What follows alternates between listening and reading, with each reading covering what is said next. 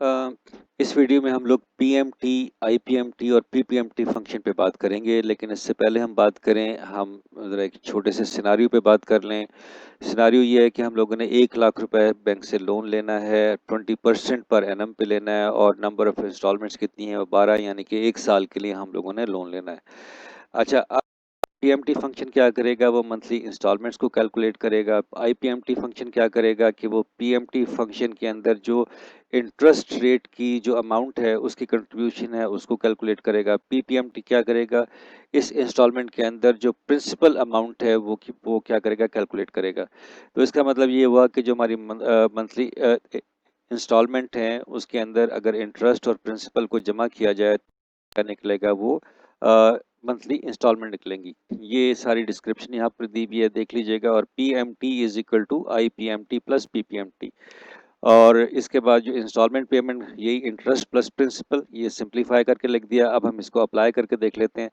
तो अप्लाई करने के लिए हम क्या करेंगे कि सबसे पहले हम पीएमटी फंक्शन को वो करेंगे। तो यहाँ पर हम लोगों ने लिखा कि is equal to PMT function लिखा, और उसके बाद जो वो आर्गुमेंट में पहली चीज़ मांग रहा है वो रेट है।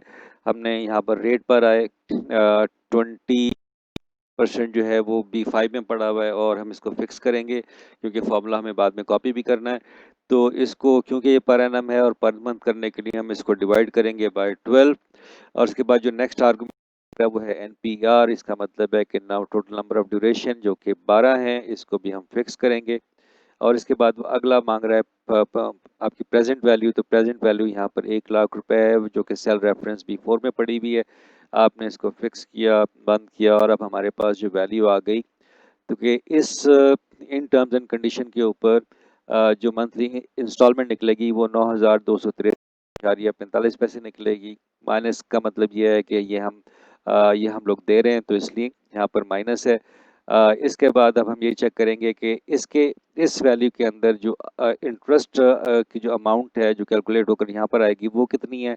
उसके लिए हमारे पास फंक्शन है आईपीएमटी का। तो आईपीएमटी फंक्शन लिखा।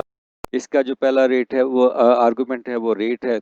तो आप यहाँ पर रेट पर आए, क्योंकि पर मंथ है तो यहाँ पर इसको अगेन आपको डिवाइड करना पड़ेगा, लेकिन डिवाइड करने से पहले फिक्स कर दें इसको और इसके बाद कर दें।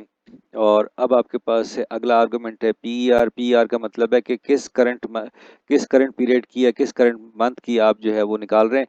तो ये आपके पास जो वैल्यू है वो बनी E6।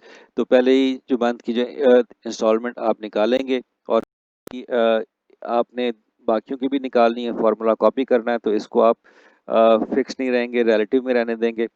अगली जो है आपके पास वो एनपीआर। एनपीआर का मतलब है कि टोटल नंबर ऑफ जो उसकी इंस्टॉलमेंट्स हैं या पीरियड है वो कितना है, B6 है। आप इसको फिक्स कर देंगे। और फिर आखिरी चीज़ जो है वो क्या है आपकी प्रेजेंट है। तो प्रेजेंट वैल्यू आपकी ये है जो कि 1 लाख रुपए है, और सेल रेफरेंस इसको आपने B4 को फिक्स किया, एंटर किया। अब हमारे पास वैल्यू आ गई आईपीएमटी की। तो इस इंस्टॉलमेंट के अंदर जो इंटरेस्ट रेट की कंट्रीब्यूशन है वो कितनी है बनी, वो 1,666.67 बनी। इसी में हम लोग ये चेक कर लें कि पीपीएमटी या प्रिंसिपल अमाउंट कितनी बनी।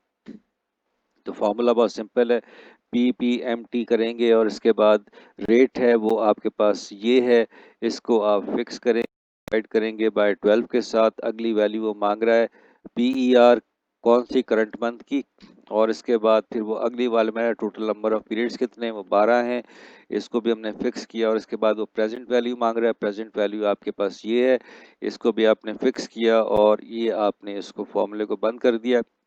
तो इसने ये बताया पीपीएमटी फंक्शन ने कि 7,596.78 कंट्रीब्यूशन है प्रिंसिपल अमाउंट की। तो जब आप इन दोनों को जमा करेंगे तो हमारे पास जो मंथली इंस्टॉलमेंट की पेमेंट है वो आ जाएगी। इसको यहाँ पर जमा करके देख लेते हैं। तो ये वाली वैल्यू को मैंने जमा करना है किसके साथ, इस वैल्यू के साथ। तो मेरे पास 9,263.45 जो कि इससे आइडेंटिकल है। अब इसको ड्रैग करके नीचे ले जाते हैं। इसको ड्रैग करके नीचे लेके गए क्योंकि ये मंथली इंस्टॉलमेंट है, फिक्स्ड है, तो ये नीचे आपकी सेम रहेगी। और इसके अंदर क्योंकि महीने आपके चेंज हो रहे हैं तो यहाँ पर देखें, मैंने इसको ड्रैग किया तो ये वैल्यू चेंज हो गई। ये पहले महीने इतनी थी, दूसरे महीने इतनी इंटरेस्ट रेट की कैलकुलेशन थी और जैसे-जैसे हम लोग नीचे की तरफ आ रहे हैं, वैसे-वैसे जो इंटरेस्ट रेट की जो कंट्रीब्यूशन है वो कम हो रही है। इसके बाद अब दूसरे को देख लें, पीपीएमटी को देखा आपने, पीपीएमटी को देखा आपने, वो जब इसको ड्रैग किया तो जैसे-जैसे आप चलते चले गए तो यहाँ पर जो भी वैल्यू जो है वो चेंज होती गई। लेकिन अब इन दोनों को जो टोटल है वो ये सेम होना चाहिए, 9,263 ही होना चाहिए। तो जैसे ही आप इसको ड्रैग करके नीचे, तो ये आपको पता चला कि ये वाला कॉलम और ये वाला कॉलम, इन दोनों की जो वैल्यूज़ हैं वो सेम है, एक जैसी हैं। तो इस आईपीएमटी और पीपीएमटी फंक्शन की मदद से हम लोग इंटरेस्ट की पेमेंट और प्रिंसिपल की पेमेंट जो कि एक मंथली इंस्टॉलमेंट में होती है वो हम लोग कैलकुलेट कर सकते हैं।